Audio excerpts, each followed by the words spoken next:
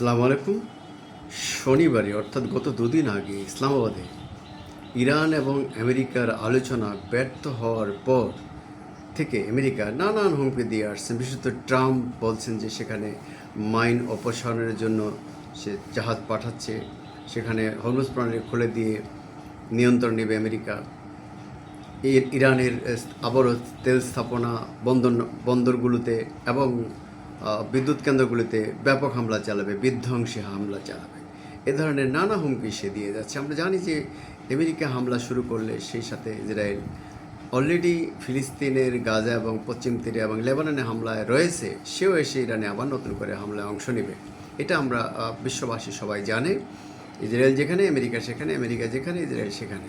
এই অবস্থার মধ্যে দিয়ে মধ্যপ্রাচ্যের একটিমাত্র শক্তি যে পুঁজিবাদের বিরুদ্ধে বা নব্য সাম্রাজ্যবাদের বিরুদ্ধে লড়াই চালিয়ে যাচ্ছে সেই ইরানকে প্রধানত করা, ইরানকে আলোচনার নামে আলোচনার টেবিলে এনে তাকে নতজানু শর্তে রাজি করানো, অর্থাৎ তার যে শান্তিপূর্ণ পারমাণবিক কর্মসূচি বন্ধ করা, তার মিসাইলের পাল্লা অনেক লম্বা হয়ে গেছে, যে কোনো সময় এটা আমেরিকায় পৌঁছতে পারে, এই ভয় সেই পাল্লা খাটো করা এবং ইরানের যে আদার্স যে রেভলিউশনারি ফোর্সগুলো আছে, প্রক্সি ফোর্সগুলো, সেগুলিকে দমন করার জন্য নানা ওয়েতে ইসরায়েলের এই প্রচেষ্টায় আমেরিকা সমর্থন দিয়ে যাচ্ছে। এবং সে এবারে ইসরায়েল ভালোভাবে দুই দফায় আমেরিকাকে ইরান যুদ্ধে সামিল করতে পেরেছে। এটা ইসরায়েলের সাফল্য, কিন্তু আমেরিকার ব্যর্থতা। কারণ খোদ আমেরিকার মধ্যে ট্রাম্প বিরোধী এই যুদ্ধের কারণে, অন্যায় যুদ্ধের কারণে তার যে অর্থনৈতিক ব্যয়, সামরিক ব্যয়, জনবলের ব্যয়, এগুলো আমেরিকাবাসী মানতে পারছে না। কারণে তারা ইরানের যুদ্ধে জড়িয়ে আমেরিকার এই ক্ষয়টাকে আমেরিকাবাসী ভালো চোখে দেখছে না, বিশ্বব্যাপী বা বিশ্ব জনমত ভালো চোখে দেখছে না। ট্রাম্পের এবারের অবস্থা, একই সঙ্গে আমেরিকার অবস্থান খুবই নাজুক অবস্থায় পৌঁছেছে বিশ্ববাসী এই যুদ্ধের কারণে। 40 দিনের এই গত যুদ্ধ এবং তার আগে 12 দিনের যুদ্ধে, বিশেষত এই যুদ্ধে ব্যাপক ক্ষয়ক্ষতি হয়েছে ইরান আমি জানি, এবং ইরানের পাল্টা হামলায় মধ্যপ্রাচ্যের দেশগুলিতে থাকায় মার্কিন ঘাঁটিগুলো ব্যাপক ক্ষতি হয়েছে, এবং অন্যান্য সেই সব দেশেরও সামরিক এবং তেল শোধনাগার বা তেল ক্ষেত্রগুলির ক্ষতি হয়েছে। ইসরায়েলেরও ব্যাপক ক্ষতি হয়েছে ইরানের ড্রোন এবং মিসাইল হামলায়। তো যাই হোক, এই কারণে পশ্চিমারা এবারে ট্রাম্পের আহ্বানে কেউ সাড়া দেয়নি তেমন একটা, তেমন নেটো ভেঙে যাওয়ার উপক্রম হয়েছে। অর্থাৎ গোটা বিশ্বে আমেরিকা যে তার কর্তৃত্ববাদী ব্যবস্থা কায়েম করেছে দ্বিতীয় মহাযুদ্ধের থেকেই, সেই জায়গাটায় অনেকটাই ভাঙন ধরেছে।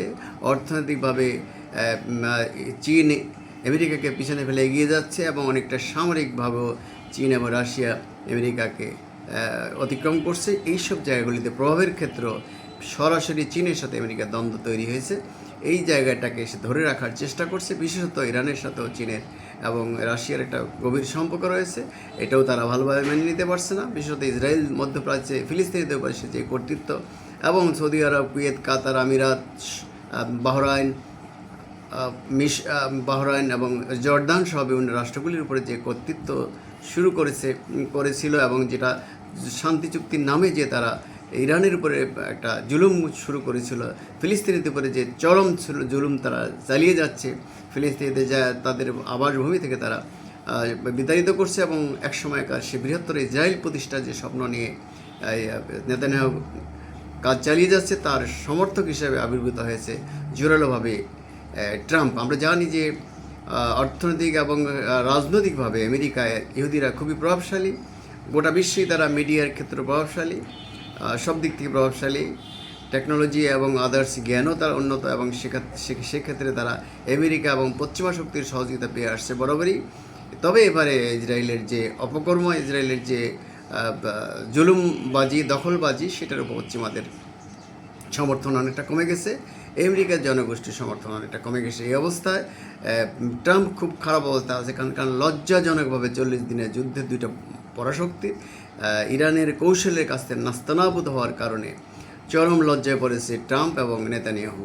ফলে ট্রাম্প ক্ষণে ক্ষণে তিনি হুমকি দিচ্ছেন, এবং আমরা এটা বলতে পারি যে কোনো সময় ট্রাম্প তার লজ্জা ঢাকার জন্য, পরাজয় এড়ানোর জন্য এগুলি সে নতুন করে ইরানে আবার ব্যাপক হামলা চালাতে পারে, সেই হুমকি তিনি অনবরত দিয়ে যাচ্ছেন।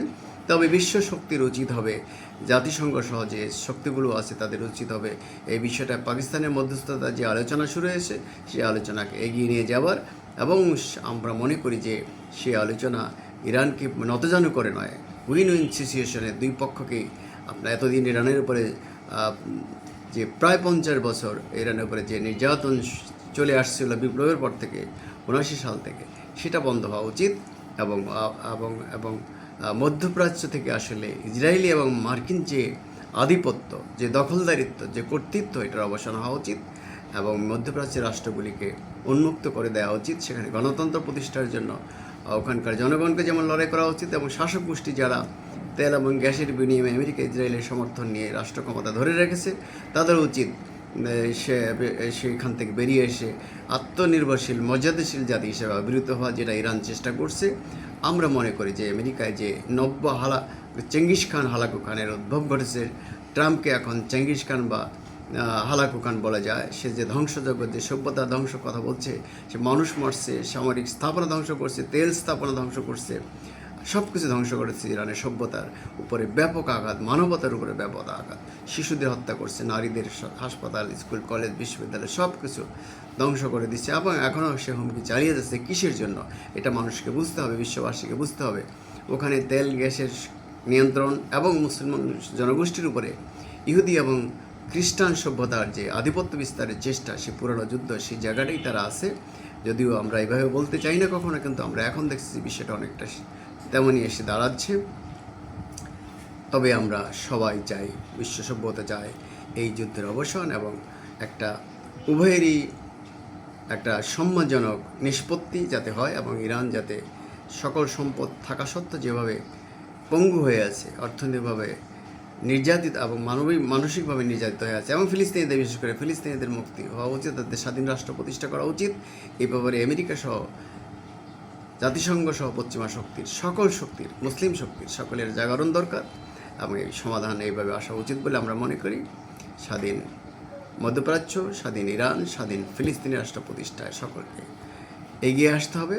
এই আহ্বান জানিয়ে ডিবেট উইথ রানা এবং নিউ বাংলা টিভির পক্ষ থেকে আপনাদের স্বাগতম জানিয়ে, শুভেচ্ছা জানিয়ে, অভিনন্দন জানিয়ে বন্ধুরা, আমরা আবারও আমাদের দেখা হবে নতুন কোনো বিষয় নিয়ে, নতুন কোনো বিষয়টা। ততক্ষণ আমরা ভালো থাকতে চাই। খোদা হাফেজ, আসসালামু আলাইকুম।